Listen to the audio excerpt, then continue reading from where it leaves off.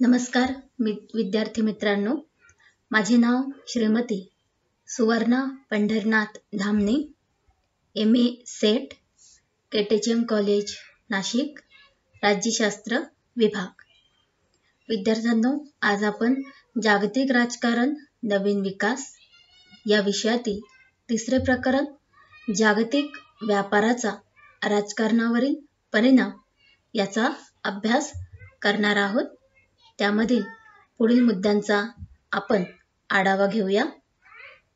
मागील व्याख्यानात नवीन आंतरराष्ट्रीय व्यवस्थेची मागणी आणि गरज का होती, याशिवाय त्याच्या निर्मितीतले अडथळे काय होते हे आपण बघितले होते। आता ही जी व्यवस्था आहे, या व्यवस्थेमध्ये काही दोषही आहेत। त्या दोषांचा आपण या निमित्ताने आढावा घेणार आहोत। जसा पहिला दोष जो याच्यात होता की या व्यवस्थेचं उद्दिष्ट अतिशय उच्च कोटीचं व अवास्तववादी आहे व अव्यवहारवादी आहे, म्हणूनच ती अंमलात आणणे शक्य नाही। या व्यवस्थेची उद्दिष्ट जी होती ती सामान्य व्यक्तीच्या आकलन शक्तीच्या बाहेरची आहे। दुसरा दोष याच्यामध्ये होता की या आंतरराष्ट्रीय अर्थव्यवस्थेचा कार्यक्रम प्रत्यक्ष व्यवहारात अंमलबजावणीसाठी स्वतंत्र यंत्रणेचा अभाव व कमतरता आहे। ठोस निर्णय व ठोस वृत्तीची योजना यामध्ये दिसत नाही। प्रामुख्याने विकसित आणि अविकसित या राष्ट्रांच्या इच्छाशक्तीचा अभाव दिसून येतो। तो अभाव वाढत आहे। तिसरा दोष याच्यामध्ये आहे की या संकल्पनेत वेगळेपणा आणि मतभिन्नता आहे। प्रत्येक जण या व्यवस्थेच्या कार्यक्रमाकडे वेगळ्या दृष्टीने बघतो। विकसित राष्ट्रांचा दृष्टिकोन वेगळा आहे, तर विकसनशील आणि अविकसित राष्ट्रांचा दृष्टिकोन भिन्न स्वरूपाचा आहे आणि त्यामुळेच या मतभिन्नतेमुळेच या नवीन आंतरराष्ट्रीय व्यवस्थेतले दोष लक्षात येतात।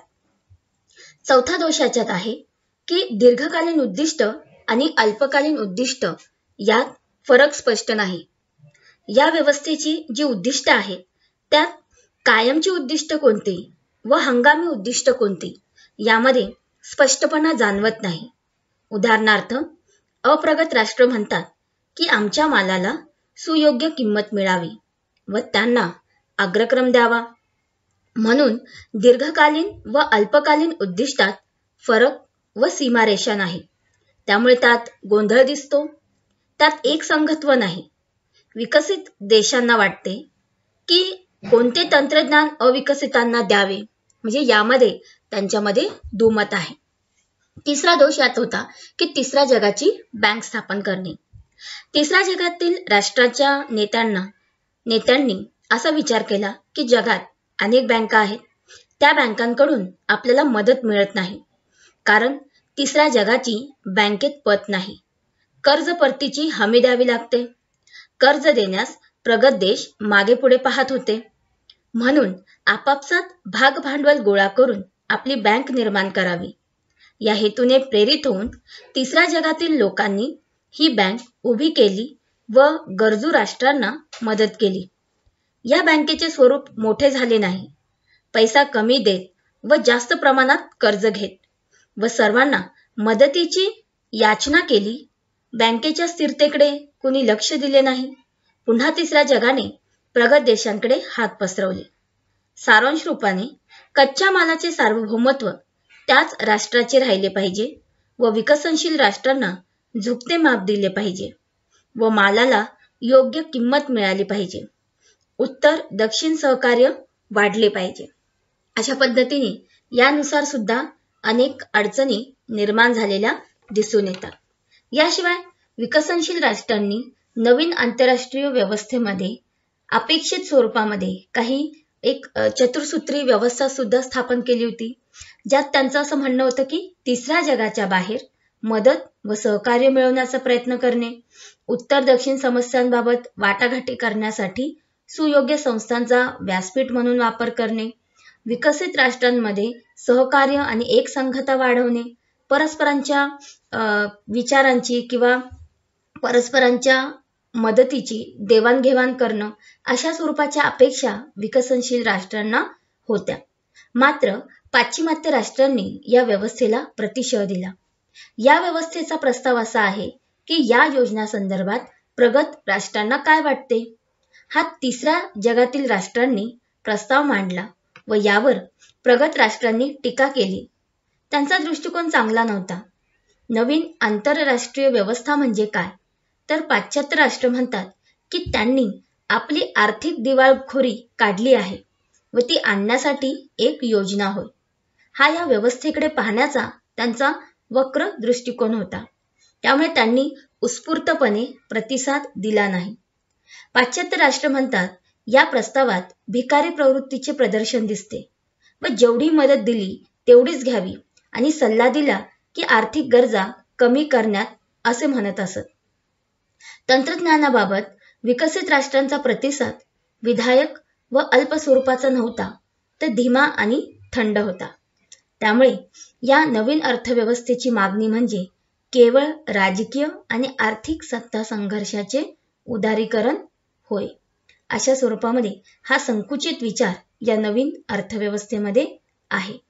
पाश्चात्य टीकाकारांच्या मते ही तिसऱ्या जगाने आपली अकार्यक्षमता आणि शोषण लपवण्यासाठी शोधलेली नवीन युक्ती आहे आणि ही अतिशय आदर्शवादी व व्यवहार स्वरूपाची योजना आहे.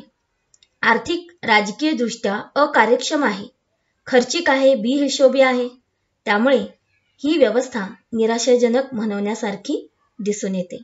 तर अशा स्वरूपामध्ये या नवीन आंतरराष्ट्रीय व्यवस्थेमध्ये दोष जे आहेत ते आपल्याला दिसून येतात.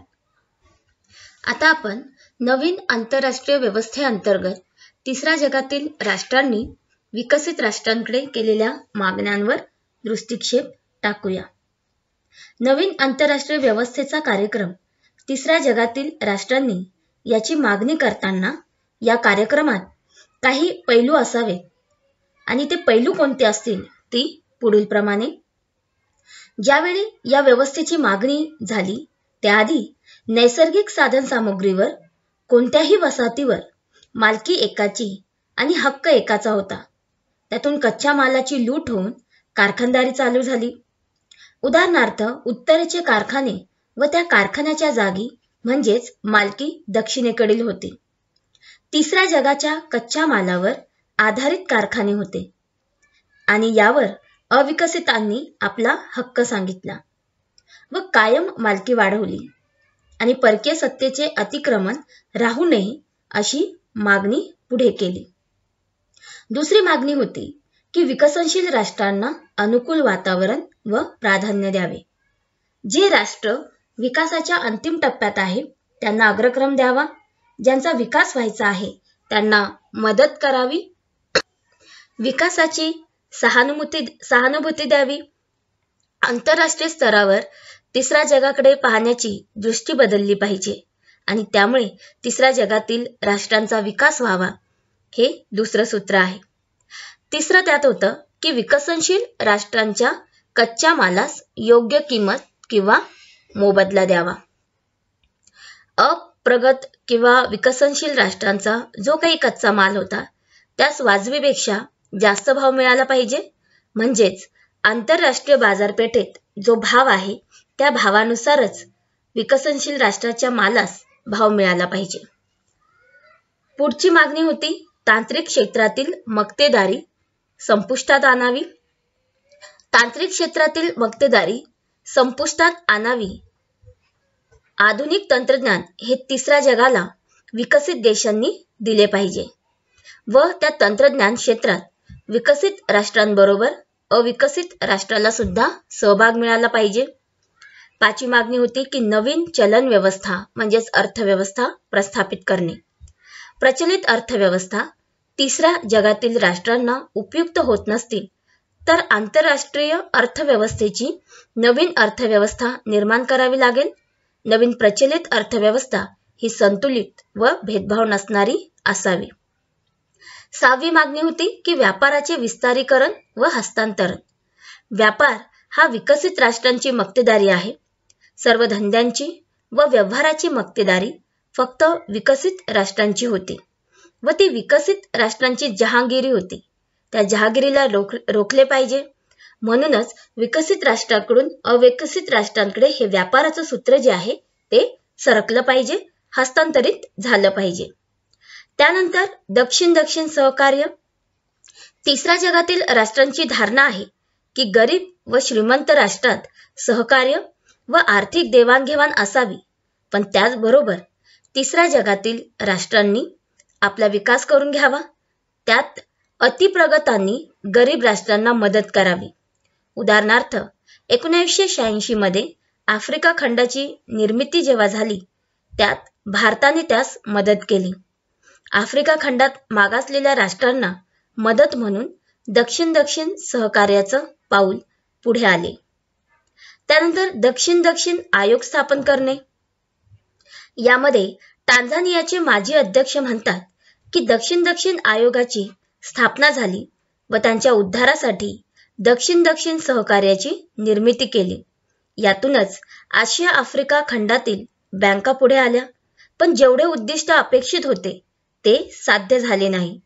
समान विकासाची मागणी केली व सर्वांचा विकास होऊन सर्वांना न्याय मिळेल अशी ही अपेक्षा व्यक्त केली.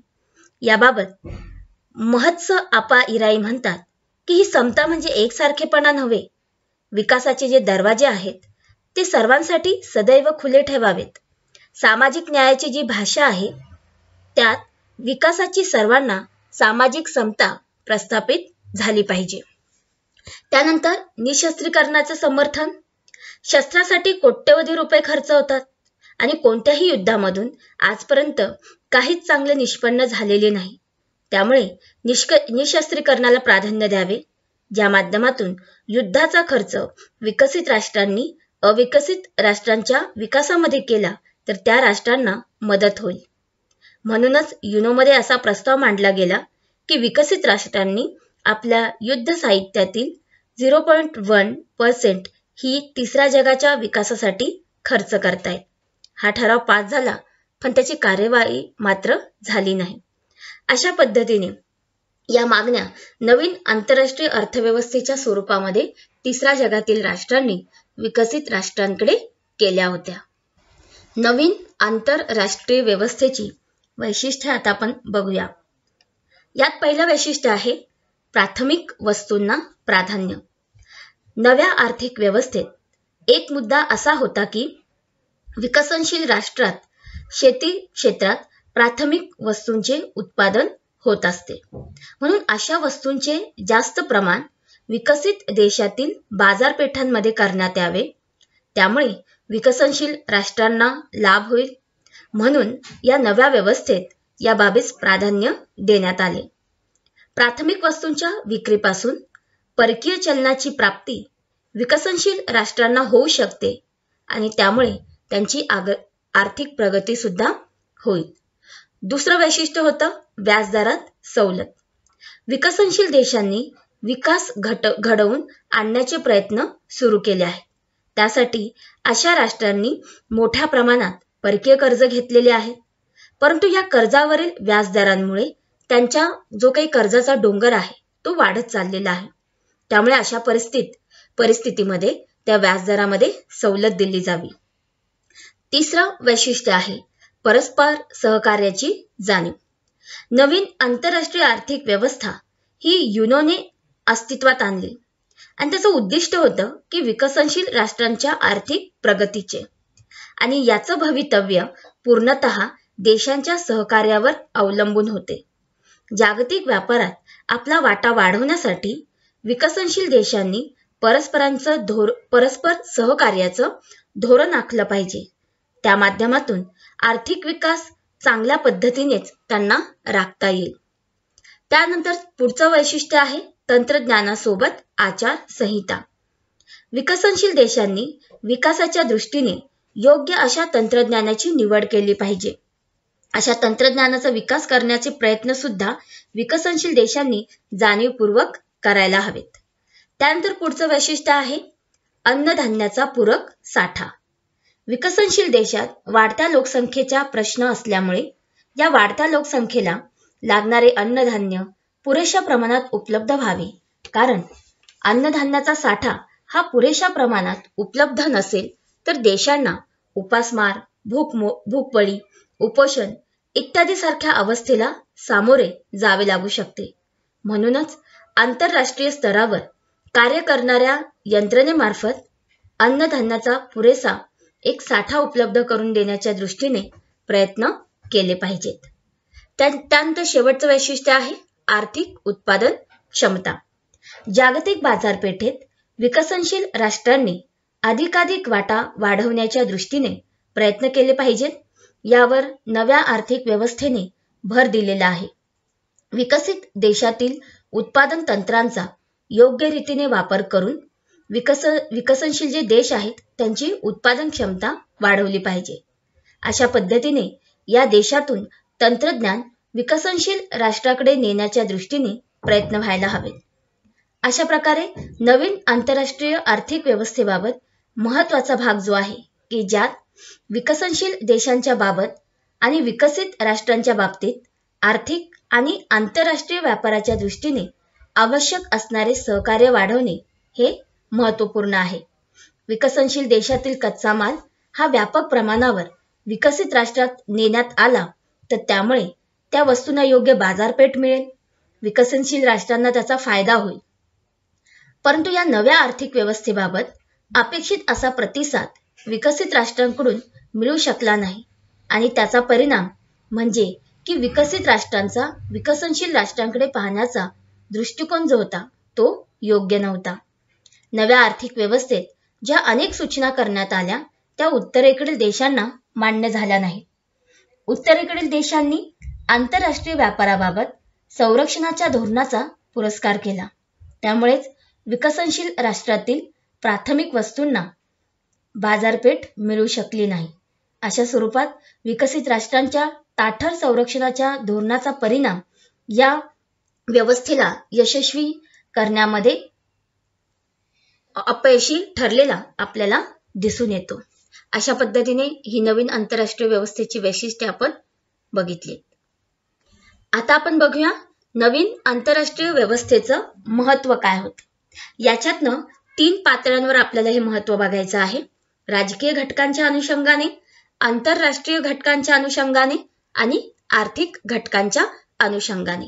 सुरुवातीला राजकीय घटक. या घटकाच्या अंतर्गत संपूर्ण निर्वसाहतीकरण होणार होतं. म्हणजे तिसऱ्या जगातील राष्ट्रांची अशी मागणी होती की ज्या वसाहती पाश्चिमात्य राष्ट्रांच्या वसाहतीखाली आहेत त्यांना स्वातंत्र्य आणि स्वायत्तता दिली पाहिजे आणि सर्व वसाहती पाश्चिमात्य म्हणजे विकसित देशांच्या जबड्यातून एक प्रकारे मुक्त झाली पाहिजेत. त्यानंतर दुसरं उद्दिष्ट यात महत्त्व आपल्याला दिसून येतं की राजकीय स्वातंत्र्य आणि आर्थिक स्वातंत्र्य यातील परस्पर संबंध. जोपर्यंत कोणालाही आर्थिक स्वातंत्र्य लाभणार नाही तर राजकीय स्वातंत्र्याला काही अर्थच राहणार नाही. त्यामुळे ज्याच्याकडे आर्थिक स्वातंत्र्य नाही त्यांना आर्थिक बाबतीत पारतंत्र्य असणं म्हणजेच ज्यांच्याकडे फक्त राजकीय स्वातंत्र्य असले तर त्यास राजकीय स्वातंत्र्यास अर्थ नाही. या दोन्हीशी निगडीत प्रक्रिया म्हणजे नवीन आंतरराष्ट्रीय अर्थव्यवस्था होय. आणि तिसरा याच्यामध्ये भाग आहे राजकीय स्थिरता. कोणत्याही राष्ट्राचा विकास त्याच्या अंतर्गत स्थिरता व शांतता असेल तरच होतो अथवा नाही तर त्या राष्ट्रात स्थिरता नसली तर बळी तो कानपिळी असा न्याय तिथे लागू होऊ शकतो. म्हणून प्रत्येक राष्ट्रात राजकीय स्थिरता आणायची असल्यास ही आंतरराष्ट्रीय व्यवस्था जी आहे ती आवश्यक आहे. नवीन आंतरराष्ट्रीय व्यवस्थेत महत्त्वाच्या अनुषंगाने पुढचा घटक महत्त्वपूर्ण आहे आंतरराष्ट्रीय घटक. यामध्ये 2 मुद्दे महत्त्वाचे आहेत. जागतिक शांतता व सुरक्षितता आणि दुसरी सामाजिक न्यायाची मागणी. सर्व जगात कायमची शांतता प्रस्थापित करण्यासाठी नवीन आर्थिक व्यवस्था निर्माण करावी अशी अपेक्षा विकसनशील आणि अविकसित देशांनी व्यक्त केली. छोटे मोठे राष्ट्र जे आहेत त्यांना वाटतच नाही की आपण सुरक्षित आहोत. कोणत्याही राष्ट्राला जर असे वाटले की आपली सुरक्षा धोक्यात नाही म्हणजेच तो आपल्या आर्थिक क्षमता बहिर्गत सुरक्षेसाठी कमी वापरेल आणि विकास करण्यासाठी जास्त प्राधान्य देईल. म्हणजेच नवीन अर्थव्यवस्था ही जागतिक शांतता व सुरक्षा निर्माण करण्यासाठी मदत करणारी आहे. याशिवाय या व्यवस्थेच्या माध्यमातून सामाजिक न्यायाची जे तत्व आहे किंवा जी मागणी आहे ती पूर्ण होण्याची शक्यता आहे. तिसऱ्या जगातील राष्ट्रांना समतेचं वातावरण निर्माण व्हावं अशी अपेक्षा आहे आणि या अपेक्षेमध्ये त्यांना विकसित राष्ट्रांकडनं मदत अपेक्षित आहे. मात्र ही कल्पना कागदोपत्री न राहता व्यवहारामध्ये तिचं खऱ्या अर्थाने प्राधान्य होणं गरजेचं आहे आणि ती व्यवहारामध्ये खऱ्या अर्थाने अस्तित्वात येणं अपेक्षित आहे. तरच ही दोन उद्दिष्ट जी आहेत ती खऱ्याने सत्य होऊ शकतील. नवीन आंतरराष्ट्रीय व्यवस्थेमध्ये पुढचा घटक आहे आर्थिक घटक, ज्याच्या आधारे आपण या व्यवस्थेचं महत्त्व बघणार आहोत. या व्यवस्थेमुळे आर्थिक दृष्टिकोनातून पहिला भाग जो आहे तो आहे दारिद्र्य निर्मूलन करणे. आता प्रत्येक देशामध्ये कमी जास्त प्रमाणामध्ये ही गरिबी असतेच. तिसऱ्या जगातील राष्ट्रांना ही समस्या मोठ्या प्रमाणात भेडसावत आहे. लोकसंख्या, दारिद्र्य, बेकारी हे त्यांना काही नवं नाही. या दारिद्र्याचा प्रश्न निर्मूलन करायचा असेल किंवा ही समस्या जर सोडवायची असेल तर त्या देशामध्ये अर्थव्यवस्थेला चालना मिळणं गरजेचं आहे आणि हे नवीन अर्थव्यवस्थेच्याच माध्यमातून शक्य होऊ शकतं. याशिवाय जेनिंग यांच्या मतानुसार जर दारिद्र्य कमालीचं असेल तर जगात शांतता निर्माण होणार नाही. आर्थिक मागासलेपणा घालवण्यासाठी नवीन अर्थव्यवस्थेची निर्मिती झाली पाहिजे. जे प्रगत आहेत त्यांनी अप्रगत देशांना आपल्या सोबत घेतलं पाहिजे, त्यांचा विकास साध्य केला पाहिजे. त्यामुळे त्यांच्यातील आर्थिक दरी कमी होऊ शकते. यानंतर राहणीमानाचा दर्जा उंचवला पाहिजे. संपूर्ण राहणीमानाचा दर्जा म्हणजे जगातील मानवजातीच्या राहणीमानाचा दर्जा उंचवला पाहिजे. एखाद्या राष्ट्राचं साधन कमी असेल तर त्या राष्ट्राच्या गरजा कमी असतात. मग ह्या राष्ट्रांनी आपली प्रगती करून आपली ही साधन सामग्री वाढवली पाहिजे, ज्यामुळे त्यांच्या गरजा भागवल्या जातील. तर अप्रगत राष्ट्र जे आहेत त्या राष्ट्रामध्ये मात्र गरजांच्या बाबतीमध्ये जास्त प्रमाण जरी आपल्याला दिसत असलं मात्र साधनं कमी असल्यामुळे त्यांना त्यांच्या गरजा पूर्ण करता येत नाही. मात्र हाच जर राहणीमानाचा दर्जा नवीन अर्थव्यवस्थेच्या अनुषंगाने वाढवला गेला तर देशाचाही विकास साध्य होईल आणि त्या देशातील लोकांच्या गरजा सुद्धा पूर्ण होऊ शकतात. त्यानंतर पुढचा भाग आहे त्यात की आर्थिक मागासलेपण दूर करणं.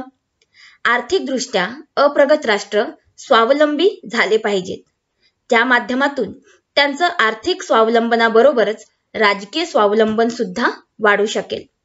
सारांश रूपाने नवीन आंतरराष्ट्रीय व्यवस्थेची निर्मिती करणे म्हणजे आर्थिक स्वातंत्र्य स्वतः त्यांना पूर्णतः मिळालं पाहिजे. राजकीय स्वातंत्र्यासोबत आर्थिक स्वातंत्र्याची जोड मिळाली तर या दोन्हीही स्वातंत्र्याला स्थिरता प्राप्त होते. यानंतर आर्थिक घटकामध्ये शेवटचा भाग आहे सहभाग आणि आत्मनिर्भरतेचा. अप्रगत राष्ट्रांनी कोणत्याही संमेलनात सहभागी व्हावे. तसेच तिसऱ्या जगातील राष्ट्र ही आत्मनिर्भर असली पाहिजेत यासाठी ही व्यवस्था प्रयत्नशील असेल. उदाहरणार्थ आशिया खंडातील तेल उत्पादक राष्ट्रांच्या संघटनेचा विकास झाला आहे. त्यासाठी त्यांनी प्रयत्नांची पराकाष्ठा केली. त्यांनी आपल्या खनिज संपत्तीवर अमेरिकेचे उद्योगधंदे एक प्रकारे चालू केले आहेत. म्हणजे अमेरिका सुद्धा त्यांच्यावर डिपेंड आहे आणि यातच त्यांनी आपल्या खनिज संपत्तीचा भाव वाढवला. त्यांच्या उत्पादनात वाढ झाली, त्यांचं आर्थिक उत्पादन वाढले. म्हणजे अशा स्वरूपामध्ये त्यांच्या अर्थव्यवस्थेमध्ये परिवर्तन घडून आले.